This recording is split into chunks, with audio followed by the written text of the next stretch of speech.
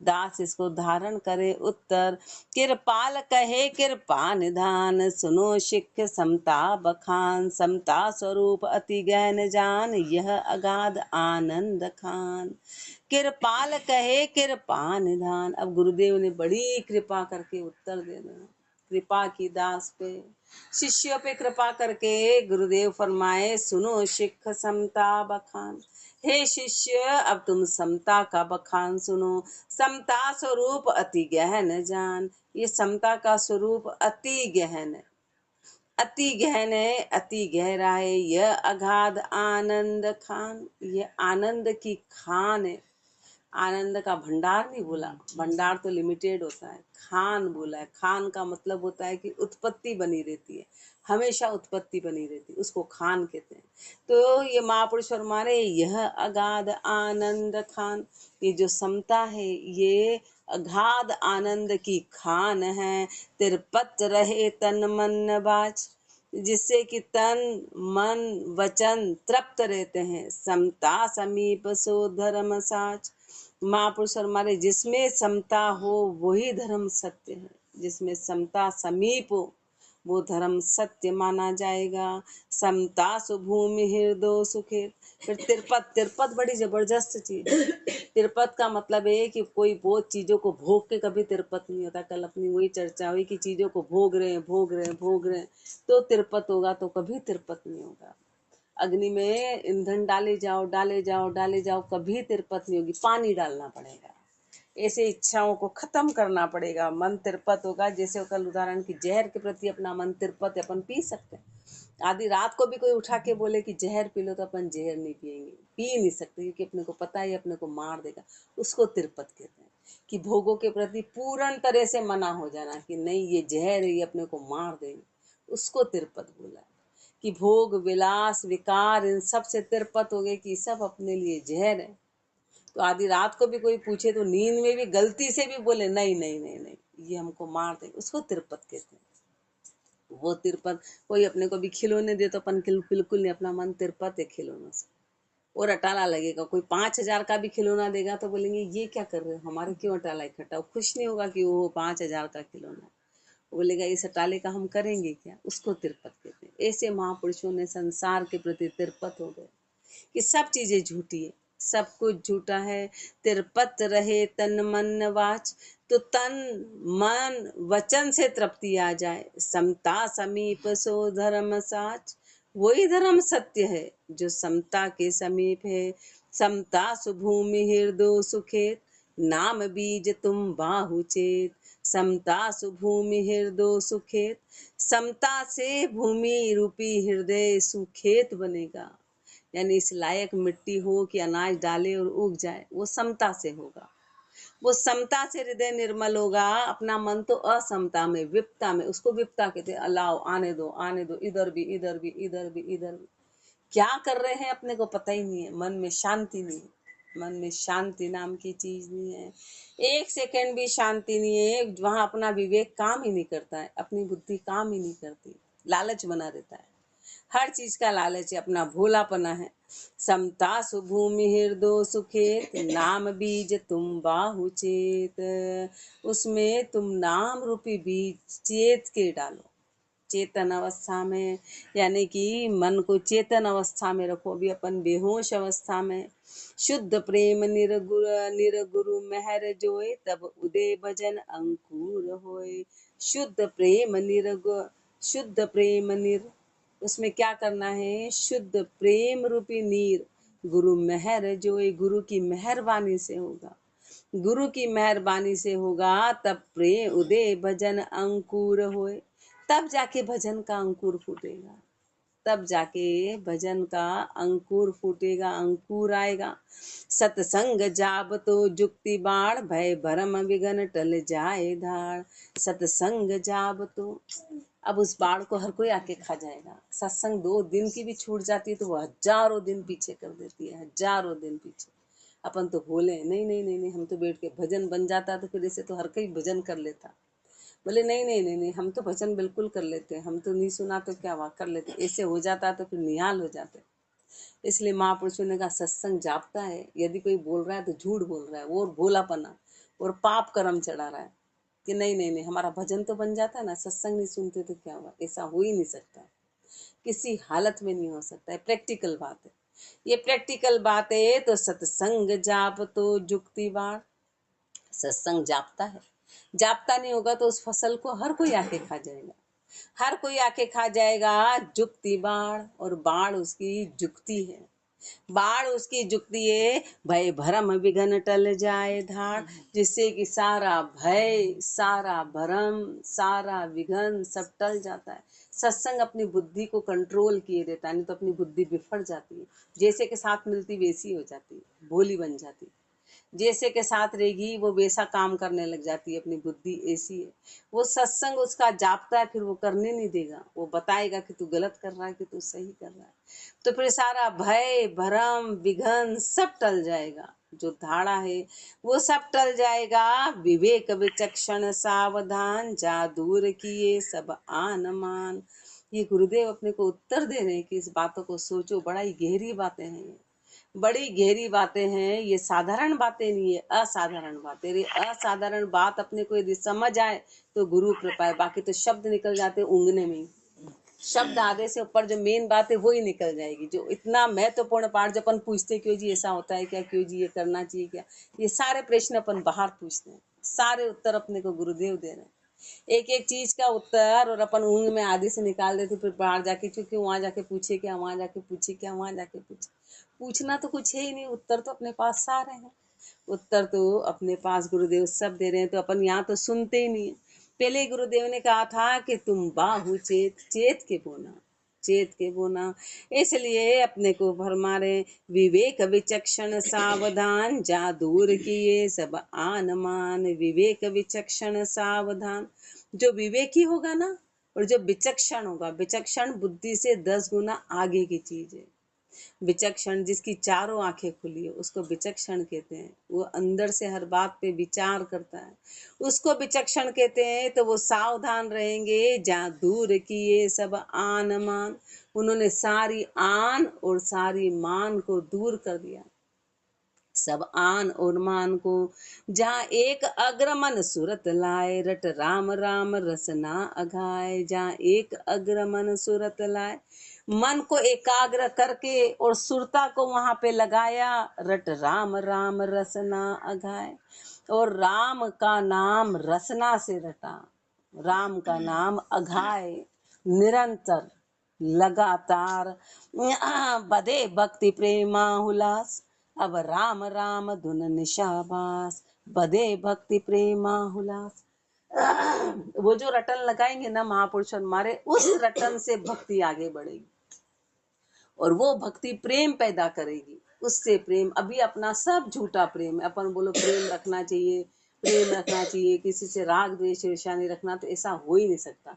दुनिया की कोई ताकत नहीं जो अपने मन के विकारों को कोई खत्म कर दे, वो मात्र भजन से जाएगी, वो मात्र भजन से जाएगी। तो इसलिए महापुरुष फरमाने कि मन बुद्धि बधे भक्ति प्रेमा हुलास, प्रेम के प्रति हुलास बढ़ेगा, वो प्रेमा भक्ति बढ़ेगी। जब राम राम धुन निशावास, रात दिन राम राम की धुन चलेगी, रात दिन राम राम की धुन। बैराग रूप शाखा उतंग, अब ज्ञान फूल भय अंग अंग। बैराग रूप शाखा उतंग, ये बैराग रूपी शाखा उतंग, उतंग यानी ऊंची, यानी कि बैराग बढ़ेगा। अब ज्ञान फूल भय अंग अंग, जब शाखाएं बड़ी ऊंची हो जाती तो उसमें फिर फूल खिलने लग जाता है। ऐसे बैराग जब ऊंची स्थिति में पहुंच जाता है तो ज्ञान रूपी फूल उस पे अंग अंग पे खिल जाते हैं, बैराग से खिलेंगे, बैराग से होगा ये स्थिति। अंग लगे, बिना बैराग के काम नहीं चलता है। बैराग का मतलब कि अपना राग बड़ा जबरदस्त है, अपन चाहे गृहस्थी में भी है तो राग है ना, जब तक वो राग नहीं जाएगा तो बैराग, परमात्मा के प्रति प्रेम नहीं आएगा। अपने को तो हर चीज से राग है, हर चीज से अपनी राग है, तो उस राग के पीछे अपन कितना पाप करते हैं, कितना मोह है अपने को, अपने भोगों के प्रति कितना मोह है।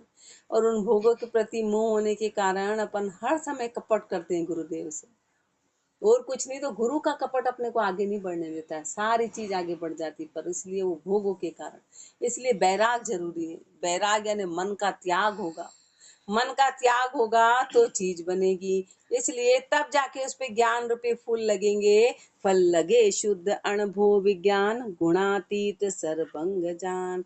फल लगे शुद्ध अनुभव विज्ञान, वो अनुभव के विज्ञान के शुद्ध फल लगेंगे। गुणातीत सर्वंग जान, वो अनुभव विज्ञान कहलाएगा। अभी अपन जो चर्चा करते हैं वो सब थोती चर्चा होती है, व्यर्थ की होती, क्योंकि अनुभव नाम की तो अभी तो कोई अपने को प्रश्न कोई किसी से कर ले तो 10 जने बीच में उसके उत्तर देंगे, सब बोलने लग जाएंगे। नहीं नहीं ऐसा नहीं, ऐसा ही होता है, ऐसा तो अपन को अनुभव तो है नहीं, कहाँ से बोल रहे हैं अपन, कहाँ से बोल रहे हैं। सुनी सुनी सुनी सुनी सुनी सुनी तो महापुरुष हमारे, अरे अनुभव का विज्ञान का फल वैराग्य के आधार पे पहले त्याग तो करो। त्याग नाम की तो कोई चीज नहीं। उत्तर में तो अपन सबसे आगे, उत्तर में अपन सबसे आगे हैं। तो महापुरुष हमारे सुनी सुनी उसको गप कहते हैं। फल लगे शुद्ध अनुभव विज्ञान, गुणातीत सर्वंग जान। वो गुणातीत है, वो सर्वंग है। कहन गहन आवे न मूर, मन बुद्धि चित्त अहंकार दूर।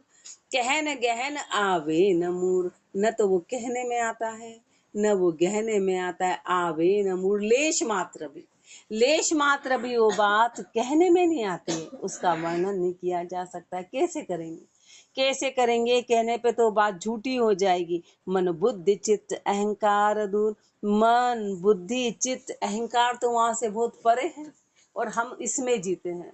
इसमें जीते, जहाँ अपनी बुद्धि खत्म होती है वहां तो वो बुद्धि की शुरुआत होती है। जहाँ दूर दूर तक अपनी बुद्धि चली जाए और वो खत्म होगी, उसके बाद तो वो चीजें शुरू होगी। जहाँ मन का खत्म होता है वहां से अध्यात्म शुरू होता है, वहां से। इसलिए मन बुद्धि चित्त अहंकार धुर, मन बुद्धि चित्त अहंकार, ये चारों अंतकरण बताए। ये अंतकरण जहाँ खत्म होते हैं वहां से बात शुरू होती है। पर घट आप पुनि महाजीण, अणभो विचार जन भय लीन। पर घट आप पुनि महाजीण, तब वहां जाके प्रगट हुए पुनि महाजीण, झीणे से भी झीणा। ये ज्ञान झीणे से भी झीणा है। अनुभव विचार जन भय लीन, उस अनुभव पे विचार करके और जन उसमें लीन हो गए, जन उसमें लीन हो गए।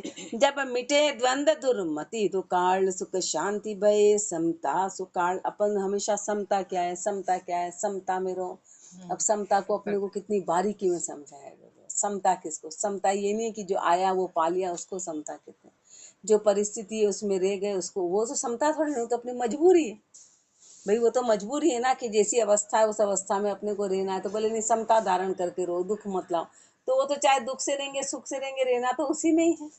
उसको समता, समता की हाईएस्ट परिभाषा बता रहे कि समता होती क्या है।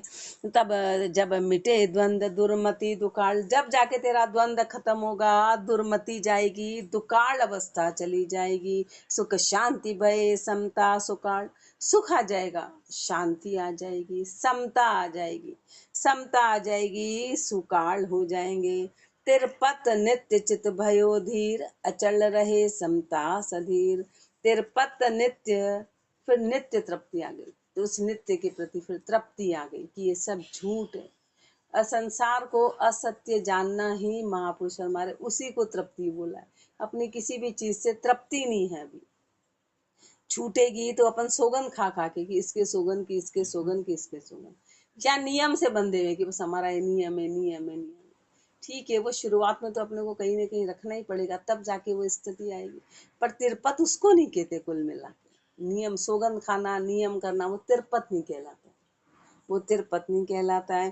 तिरपत नित्य चित भयो धीर, चित धीरज आ गई उसमें। अचल रहे समता सधीर, अचलता आ गई। जो चलायमान थी सुरता वो अचला हो गया। समता सधीर, धीरज के साथ में समता आ गई।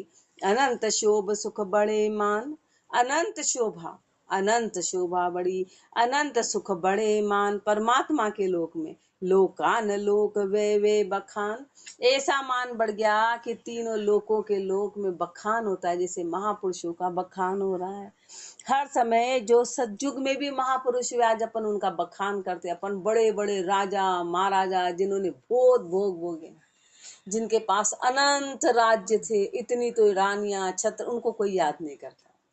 भोग भोगने वाले को कोई याद नहीं करता है। याद किसको करता है? जिन्होंने भोगों का त्याग किया। उन महापुरुषों को आज याद करते हैं। लोकान लोक वे बखान। ऐसा कहाँ लगता है कि प्रहलाद जी इतने लाखों साल पहले है। अभी सुनते तो लगता है हाजरा हजूर है। मीराबाई का कहाँ लगता है? ऐसे तो हजूर कितनी रानियां थी। पद्मावती को कोई, अभी मीराबाई और पद्मावती की बात करेंगे तो अपन किसको याद करेंगे? अपन मीराबाई को, पद्मावती को याद करेंगे। अब थी सुंदर तो हम क्या करें? अब उसकी सुंदरता का अपने को क्या लाभ है? लेकिन मीराबाई का लाभ अपने को मिलेगा। मीराबाई का लाभ अपने को मिलेगा। अब कितनी रानियां थी जिन्होंने कितना ही श्रृंगार किया होगा, कितने, पर उनको याद करना, अपन मुंह पे नाम लेना भी नहीं चाहेंगे कि अब हमारे क्या लेना देना, लगेगा क्यों नाम ले उनका। और अपनी भोगों की वृत्तियां बढ़ती जिनका, उनको याद नहीं करते। वो एक तरह का फिर कुसंग कहलाता है कि जिससे मन की वृत्ति अपने को और फैलाए, उसको कोई याद नहीं करता है। याद उनको करते हैं जो अपने चित्त में शांति लाए। इसलिए महापुरुष हमारे लोकान लोक वे बखान, वो इसी समता में रहे। इसलिए लोकान लोक वे कितने समय से उनका बखान होता है। जन सदा एक रस राम रूप, जन सदा के लिए एक रस राम रूप में रहे, पाए रहे समता अनु, और अनूप समता पाके मन भयो चित्र के दीप लोए। मन कैसा हो गया? तो दीपक, चित्र के दीपक के भांति। अब चित्र में दीपक की लो कितनी बड़ी दिखती है, और इतनी बड़ी होके पर वो हिलती डुलती नहीं, न बुझती है, न हिलती है, न डुलती है। ऐसा मन हो गया, ऐसा मन हो गया। उस चित्र के दीपक के, उस चित्र में दीपक के उसके लोक के भांति महापुरुषों का मन हो गया। मन भयो चित्र दीप लोए, कोई रीति देख नहीं चले कोई। बाकी तो बाहर का दीपक तो एक सेकंड में हवा थोड़ी सी भी चले तो यूं लो, इधर से उधर, इधर से उधर, और अंत में वो बुझ जाता है। पर महापुरुष शर्मा ने दीपक का, जो चित्र का जो दीपक होता है, उसकी लो पे कोई आंधी आ जाए कि तूफान आ जाए, ऐसा मन हो जाता है। ऐसा मन हो गया महापुरुषों का कि किसी प्रकार की आंधी तूफान कुछ भी आ जाए, उनके मन पे कोई असर नहीं होता है। उनके मन पे कोई असर नहीं होता है। कोई रीत देख नहीं चले कोई, मिट्यो उमा वो हरस हुंस, भयो जान विपता विदुंस। मिट्यो उमा वो, हर चीज के मन में उमंग है। अपन ऐसा कर लेंगे, अपन ऐसा कर लेंगे, अपन बढ़िया ये करेंगे, ये उमंग है। ये उमंग है, ये उमंग अपने को डुबो देती है। ये उमंग अपने को डुबो देती है। मिट्यो उमा वो हरस हुन, किसी प्रकार की मन में हरस नहीं है। हर चीज की हरस अपने को आगे जाके बड़ी, इसलिए बुढ़ापा जो दुखदाई क्यों बोला है? क्योंकि अपन ने जवानी में बहुत हरस रखी, इसलिए। बाकी बुढ़ापा क्यों दुखदाई? क्या है भाई, अपन जैसे पहले थे वैसे ही रहो। पर जो जितना ज्यादा भोगों में रहता है वो उतना ही दुखी रहता है। बस बुढ़ापा अवस्था, जैसे जैसे फिर उसकी आंखों में आंसू, वो फट रोने लग जाता है हर बात में। जरा सी बात हो आंसू आ रहे, जरा सी, वो आंसू आने का कारण ही यही है। आंसू आने का कारण कि पहले बहुत भोगे, अब हर सेकंड सेकंड में आंसू, दुखी होए रोए, दुखी होए रोए, दुखी होए रोए। बाकी बुढ़ापा थोड़ी ना कोई दुख कर दे। अपने भोग अपने को दुखों का कारण बन रहे हैं। वो अपने को रोग बोलते ना, भोग रोगों का कारण। पहले बहुत भोगे, बहुत हरस रखा, जितना हरस जो रखता है वो उतना ही दुखी होता है, उतना ही दुखी होने का कारण है। मिट्यो उमा वो हरस हुंस, भयो जान विपता विध्वंस। विपता हो गई, विध्वंस हो गया। तन सहज भाई भाड़ो भरान, अब तन को सहज में ही, अब बस मात्र भाड़ा देते हैं। नहीं स्वाद रस उदम आन, किसी प्रकार का स्वाद नहीं, रस नहीं, उद्यम नहीं, आन नहीं। अब लहे शांति समता निवास, शांति हो गई, समता में निवास हो गया। तन जन तन संग पे अगमवास, जन तन संग पे अगमवास। अब महापुरुष का तन तो यहाँ दिखाई देता है, ऐसा लगता है कि जन तन में है, लेकिन उनका अगम्य वास है। यहाँ पर तन है पर वास अगम्य है। वास अगम्य, क्योंकि आत्मा को आधार तो भी शरीर का ही है ना, कि वो आगे कैसे लोगों को, इसलिए यहाँ पर दिक्कत का तो शरीर है। शरीर नहीं होगा तो अपन आगे शरीर माध्यम बना।